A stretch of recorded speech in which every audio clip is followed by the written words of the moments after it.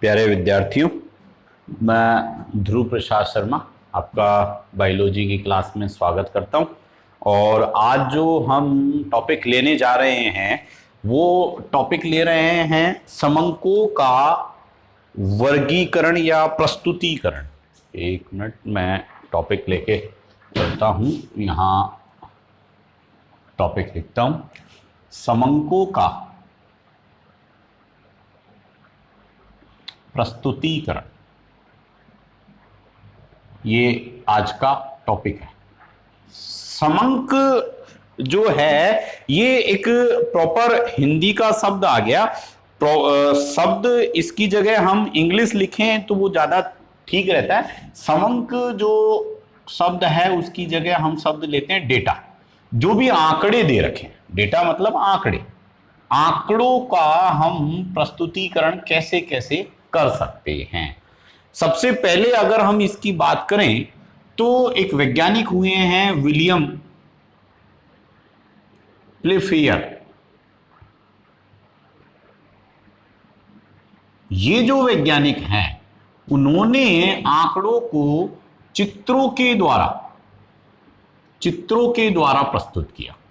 सबसे पहले चित्र के द्वारा अगर प्रस्तुत करने की बात की जाती है तो वो चित्र के द्वारा प्रस्तुत किसने किया? सबसे पहले विलियम प्लेफेयर नामक वैज्ञानिक ने। तो हम इन आंकड़ों को प्रस्तुत करने के लिए चित्र का महत्व बात करें कि चित्र की उपयोगिता क्या होती है। चित्र की जो उपयोगिता है वो कई तरह से ली जा सकती है। भाई, आंकड़ों को चित्र के द्वारा अगर हम प्रस्तुत कर रहे हैं तो वो क्यों ऐसा करते हैं? पहला चीज, ये आंकड़ों से प्रदर्शित करना आकर्षक लगता है। और दूसरा, ये आंकड़े अगर हम चित्र के द्वारा प्रदर्शित करें तो ये प्रभावशाली होते हैं। क्यों? क्योंकि दिखाई अच्छे देते हैं।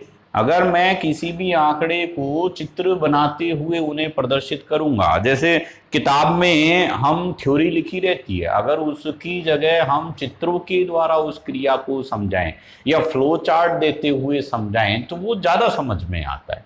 तो हम इसी प्रकार आंकड़ों की अंदर अगर चित्र की उपयोगिता की बात करें तो ये चित्र की उपयोगिता हमें क्यों अच्छी लगती है? क्योंकि एक तो ये दिखने में अच्छा दिखाई देता है और दूसरा क्या है, ये प्रभावशाली होता है, मतलब आकर्षक लगता है, इंटरेस्टिंग लगता है। इसमें आपके मेहनत जो होती है और समय जो लगता है उसकी समय की बचत होती है। आप यदि आंकड़ा किसी को वैसे समझाएंगे, किसी को वैसे अध्ययन कराएंगे तो वो इतना जल्दी समझ में नहीं आता जितना ज्यादा उसे चित्र के द्वारा प्रदर्शित करने पर होता है।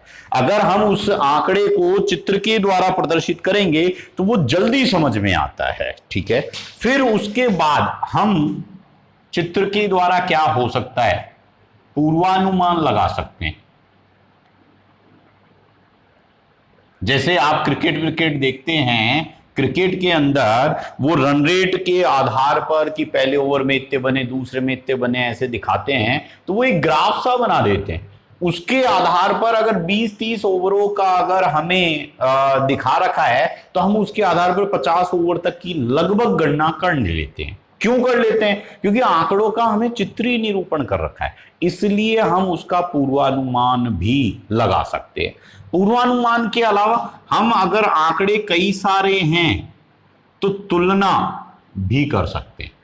उन आंकड़ों की तुलना करना वो भी चित्र के द्वारा आसान या रोचक होती है।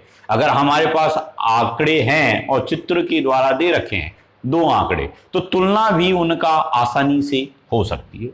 इनका उपयोग वृहद स्तर पर किया जाता है। वृहद स्तर पर मतलब ज्यादातर आजकल आंकड़ों को चित्र के द्वारा ही प्रेजेंट किया जाता है, और चित्र के द्वारा प्रेजेंट करते हैं इस वजह से उनके रोचक, आकर्षक और आंकड़ों का गणना कर सकते हैं ना, इसलिए हम आजकल चित्रों का ही उपयोग कर रहे हैं। फिर हम चित्र को देखकर अध्ययन कर सकते हैं। ये भी एक इसकी उपयोगिता है चित्र की, कि जो आंकड़े हैं उन आंकड़ों को हम अगर देखें, चित्र को देख ले, तो उस चित्र के देखने से भी हम क्या कर सकते हैं, आंकड़े का अध्ययन कर सकते हैं। पर इन चित्रों की सीमाएं भी हैं, लिमिटेशन। तो चित्रों की सीमा की बात करें तो वो अगर हम टॉपिक और साथ की साथ लें तो पहला चीज होती है शुद्ध नहीं होते।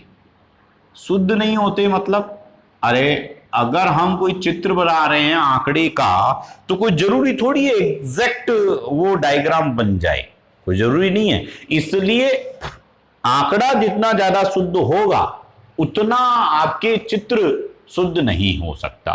फिर हम चित्र के दौरान सावधानी, सतर्कता आवश्यक होती।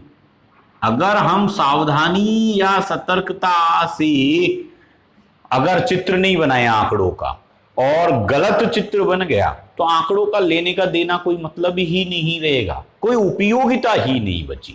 फिर अगर हम यहीं इसी की और बात करें तो चित्र में हमें सूक्ष्म या फिर बहुत बड़ा अंतर स्पष्ट नहीं होता, स्पष्ट नहीं होता। क्यों? क्योंकि अगर मान लो दो आंकड़े हैं, अगर वो डिजिट के रूप में होते तो वो पास पास डिजिट में बढ़ता या घटता हुआ दिखाई देता है, परंतु यदि उनका चित्र पास पास बना हुआ है और उन आंकड़ों में मामूली सा अंतर है तो वो अंतर इतना स्पष्ट नहीं दिखाई देता। या फिर बहुत ज्यादा बड़ा अंतर है तो उसको ग्राफ बनाते वक्त हमें आंकड़े का बहुत ज्यादा अंतर लेना पड़ेगा, तो शुरुआत का बहुत छोटा दिखाई देगा, दूसरा बहुत बड़ा दिखाई देगा। अब अंतर कितना है चित्र देखकर नहीं बता सकते, उसके लिए आंकड़ा वापस देखना पड़ेगा। तो हम चित्र के द्वारा छोटे या बहुत ज्यादा बड़े अंतर हों उन्हें स्पष्ट नहीं कर सकते। फिर चित्रों से हमें क्या है, केवल तुलनात्मक अध्ययन, केवल और केवल तुलनात्मक अध्ययन जो है वो चित्र के द्वारा किया जा सकता है, बाकी का और कुछ नहीं किया जा सकता। तो मेरा आज का टॉपिक था समंकों का प्रस्तुतिकरण, जिसके अंदर मैंने वैज्ञानिक की बात करी, उसका चित्र के द्वारा हम प्रेजेंटेशन कर रहे हैं तो उपयोग क्या है, चित्र के द्वारा प्रेजेंटेशन की लिमिटेशन या सीमा क्या है वो मैंने बात करी। नेक्स्ट वीडियो में इसी से संबंधित मैं आगे पॉइंट को कैरी ऑन करूंगा। धन्यवाद।